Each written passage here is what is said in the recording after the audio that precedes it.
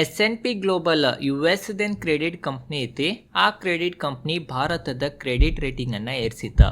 ಇದು ನಮ್ಮ ದೇಶ ಸ್ಟಾಕ್ ಮಾರ್ಕೆಟ್ಗಾಗಲಿ ಅಥವಾ ನಮ್ಮ ದೇಶದ ಎಕನಾಮಿಗೆ ಪಾಸಿಟಿವ್ ಅಂತ ನಾವು ಅನ್ಬೋದು. US ಪ್ರೆಸಿಡೆಂಟ್ ಡೊನಾಲ್ಡ್ ಟ್ರಂಪ್ ಅವರು ಇಂಡಿಯಾದ ಡೆಡ್ ಎಕನಾಮಿ ಐತಂತ ಹೇಳಿಕೆ ಕೊಡತ್ತಾರ. ಬಟ್ US ಅದನ್ನು ಎಲ್ಲಕ್ಕಿಂತ ದೊಡ್ಡ ಕ್ರೆಡಿಟ್ ಕಂಪ್ನಿ ಅದ S&P ಗ್ಲೋಬಲ್ ನಮ್ಮ ದೇಶದ ಕ್ರೆಡಿಟ್ ರೇಟಿಂಗನ್ನು ಏನು ಮೊದಲು BBB- ಇತ್ತ ಅದನ್ನು ಏರಿಸಿಗ BBB ಮಾಡ್ಯಾರ. ಕ್ರೆಡಿಟ್ ರೇಟಿಂಗ್ ಏರಿದ್ರೆ ನಮ್ಮ ದೇಶಕ್ಕೆ ಯಾವ ಥರ ಲಾಭ ಆಗ್ತೈತೆ ಅಂತಂದ್ರೆ, ಯಾವಾಗನೂ ಕ್ರೆಡಿಟ್ ರೇಟಿಂಗ್ ಏರಿತಂತಂದ್ರೆ ಈಗ ನಮ್ಮ ದೇಶಕ್ಕೆ ಏನಾರ ಸಾಲದ ಅವಶ್ಯಕತೆ ಇತ್ತಂದ್ರೆ ಸಾಲ ಭಾಳ ಈಸಿನಾಗ ಸಿಗ್ತೈತಿ ಮತ್ತು ಕಡಿಮೆ ಬಡ್ಡಿನಾಗ ಸಿಗ್ತೈತಿ. ಅದ ಕ್ರೆಡಿಟ್ ರೇಟಿಂಗ್ ಏನಾರ ಭಾಳ ಕೆಟ್ಟಿತ್ತಂತಂದ್ರೆ ಸಾಲ ಜಲ್ದಿ ಸಿಗಂಗಿಲ್ಲ, ಭಾಳ ಈಸಿ ಸಿಗಂಗಿಲ್ಲ ಮತ್ತು ಬಡ್ಡಿ ಹೆಚ್ಚು ರೀ. ಅದ ಕಾರಣ ಕ್ರೆಡಿಟ್ ರೇಟಿಂಗ್ S&P ಗ್ಲೋಬಲ್ ಈ ಥರ ಏರಿಸಿದ್ರಿಂದ ನಮ್ಮ ದೇಶದ ಎಕನಾಮಿಗೆ, ನಮ್ಮ ದೇಶ ಸ್ಟಾಕ್ ಮಾರ್ಕೆಟ್ಗೆ ಪಾಸಿಟಿವ್ ಆಗ್ತೈತಿ.